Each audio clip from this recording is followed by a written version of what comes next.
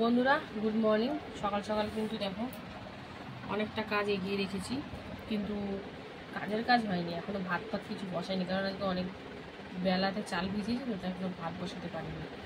তারই মাঝখানে এখানে দেখো পেঁপে আলু কেটে জলে ভিজিয়ে রেখেছি, আর এখানে সোয়াবিন একটু জলে ঠান্ডা জলে ভিজিয়ে রেখেছি।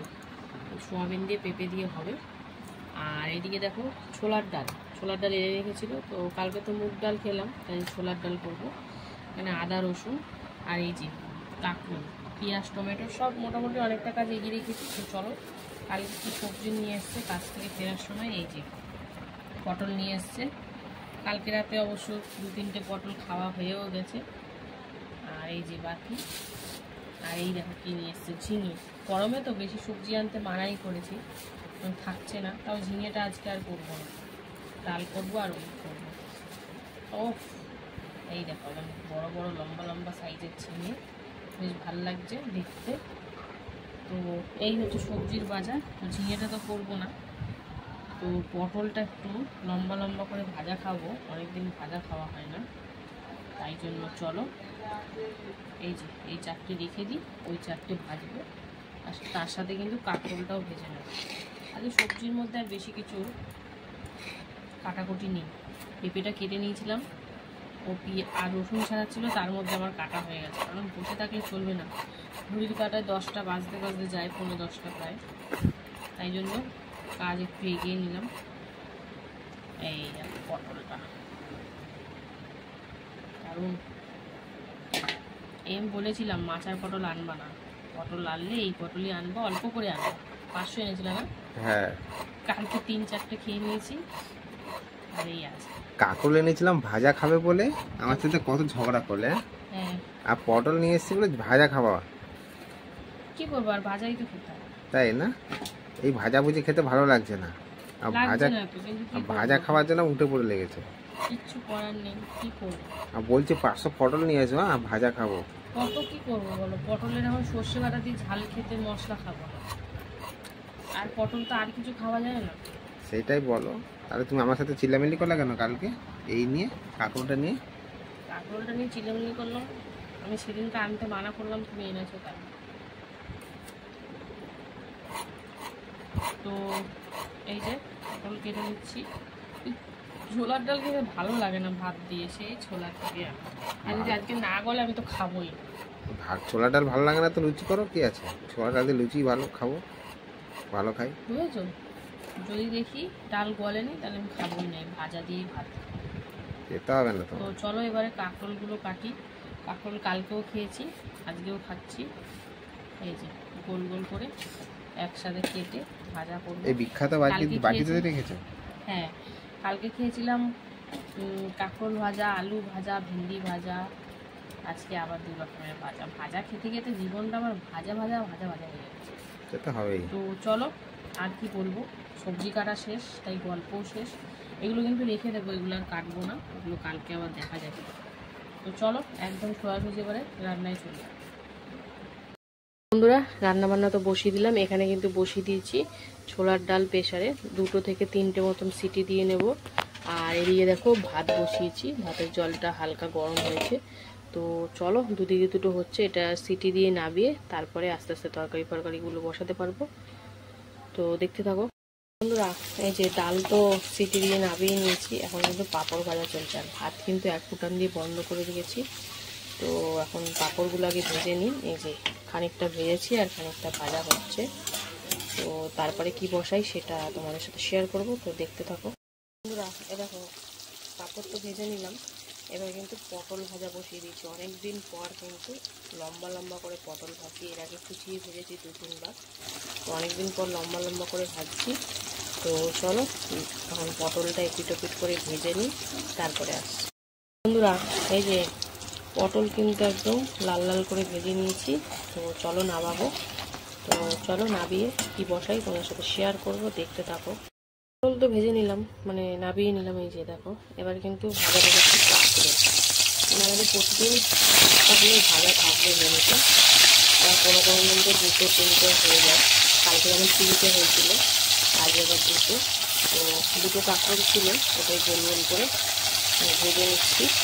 তো চলো একটু করে ভেজে নিই, তারপরে বন্ধুরা এ দেখো কাঁকরোলও কিন্তু একদম লাল লাল করে ভেজে নিলাম।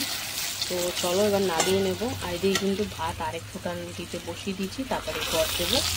তো চলো কাঁকরোল ভাজাটা নামিয়ে নিই, তারপরে তরকারি বসাবো। তো দেখতে থাকো কী তরকারি বসাই না বসাই, সঙ্গে থাকো। বন্ধুরা ভাজাভুজি তো কমপ্লিট, এবার কিন্তু জিরে ফোড়ন দিয়ে দিলাম আর তার সাথে দিয়ে দিয়েছি এই যে পেঁয়াজটা। এখন পেঁয়াজটা হালকা করে ভেজে নিই, তারপরে আসছি আবার। বন্ধুরা পেঁয়াজটা ভেজে দিয়ে দিলাম পেঁপে আর আলু, আর সাথে দিয়েছি হলুদ ছিল। তো এখন দিয়ে ভালো করে পেঁপে আর আলুটা হালকা করে একটু ভাজাভাজি করে নেবো। আর এদিকে কিন্তু ভাত ফুটান দেওয়া হয়ে গেছে, এক্ষুনি জল দেবো। তো চলো পেঁপে আর আলুটা একটু হালকা করে ভেজে নিই, তারপরে তাকে একটু মশলাপাতি দেবো, সঙ্গে থাকে। এবার কিন্তু দিয়ে দিলাম টমেটো আর লবণ। চলো টমেটো আর লবণ দিয়ে ভালো করে মিশিয়ে টমেটোটা একটু নরম করে নিই, তারপরে মশলা দেবো। সুন্দর করে মিশিয়ে নিলাম। এইদিকে দেখো প্রেশারে একবার ডাল তো বসিয়েছিলাম, দেখি ডালটা ঠিক প্রপার সেদ্ধ হয়নি, তাই আবার বসালাম। যতই ছোলার ডাল হোক কামড়ে কামড়ে কি খাওয়া যায় বলো তো?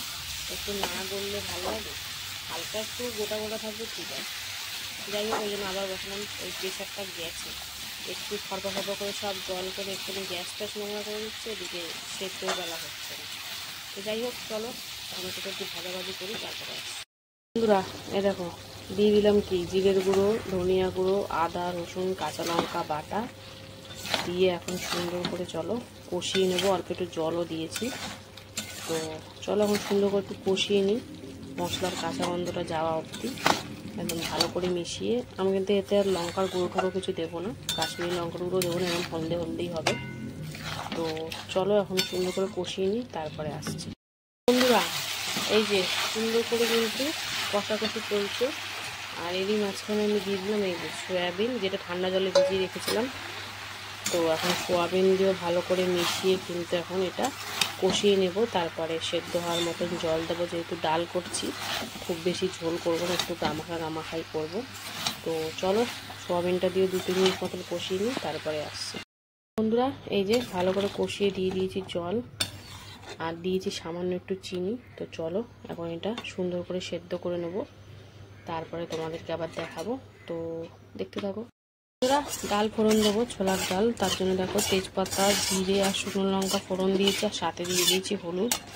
তো চলো সিদ্ধ করে রাখা ছোলার ডালটা আবার ঢেলে দিই। তো ঢেলে দিলাম, সেকেন্ডবার দেওয়াতে ভালো সিদ্ধ হয়েছে। তো এই যে এবার লবণ আর চিনি দিয়ে সুন্দর করে ফুটিয়ে নেব। তো এইদিকে তো এটা হয়েই গেছে, মানে ফোটার অপেক্ষা। আর এইদিকে কিন্তু সোয়াবিন আলু পেঁপে এটাও ভালোভাবে সিদ্ধ হয়ে গেছে, একদম সাদা মাটা দেখতেই পাচ্ছ। তেল মশলা খুবই কম দিয়ে দিলাম, গরম মশলা গুঁড়ো দিয়ে এবার কিন্তু সুন্দর করে মিশিয়ে গ্যাসের ফ্লেমটা বাড়িয়ে এটাও নামিয়ে নেব। তো গামাখাই হবে। তো চলো এটা নামিয়ে নিই, তারপরে এটা আবার দেখাবো তোমাদের, সঙ্গে থাকো।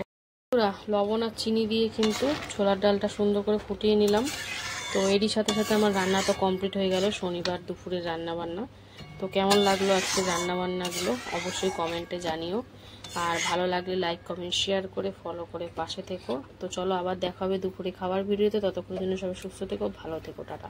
হ্যালো বন্ধুরা, শুভ দুপুর। তো প্রতিদিনকার ন্যায় কিন্তু দুপুরের খাবার নিয়ে বসে পড়লাম। তো আজকে আবার শনিবার, তো চলো শনিবার দুপুরের লাঞ্চ থালির মেনুতে যে কি রেখেছি চলো প্রথমে সেটা দেখে নিই।